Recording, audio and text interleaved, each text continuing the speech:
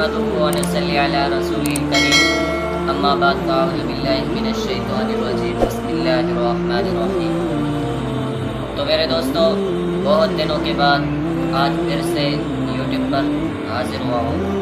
तो मेरे दोस्तों, आज मेरा मौजू ये है कि किसी को बुरा भला मत कहा करो, क्योंकि कुछ लोग ऐसे होते हैं दुनिया में यानी कि काबिल नहीं होते हैं, दुनिया में उनकी कबूलियत नहीं होती है, किसी के नज़रों में वो अच्छा नहीं लगता, लेकिन वो अल्लाह की नज़दीक बहुत काबिल बहुत अच्छे आदमी होते हैं। यानी कि उनकी दुनिया में कोई हैसियत नहीं होती अगरचे, लेकिन अल्लाह के नज़दीक वो बड़े अच्छे आमाल वाले आदमी होते हैं। ऐसे ही चंद दिन पहले एक वाक़या पेश आया है।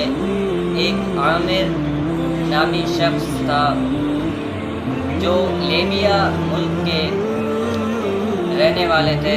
तो जब हज पर जा रहे थे तो किसी मसले के तौर पर उसको यानी कि जहाज़ पर चढ़ने न दिया गया हाजियों के साथ।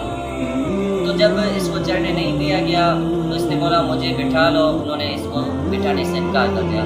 तो फिर प्लेन उड़ा, जहाज़ उड़ा, थोड़ा सा आगे गया तो कुछ मसला होने के तहत वो जहाज़ वापस उसी अड्डे पर आकर उतरा।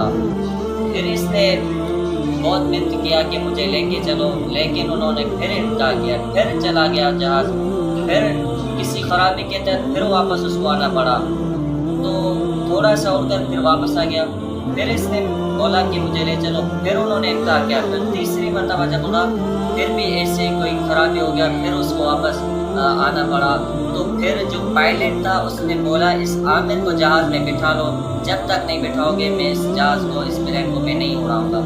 तो जब उस आमिर नामी शख्स को बिठाया गया तो अल्लाह तबारक व तआला के फज़ल व करम से उस जहाज़ पर बैठने के बाद किसी मुश्किलात के बग़ैर वो जाकर यानी कि हज के लिए पहुँच गए।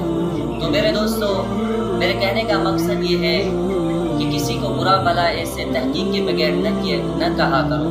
क्या पता वो यहाँ दुनिया में आपकी नज़रों में कमतर लोग हैं, अल्लाह के नज़र यानी कि उसका बहुत बुलंद दर्जा होता है, तो ये हमें मालूम नहीं होता।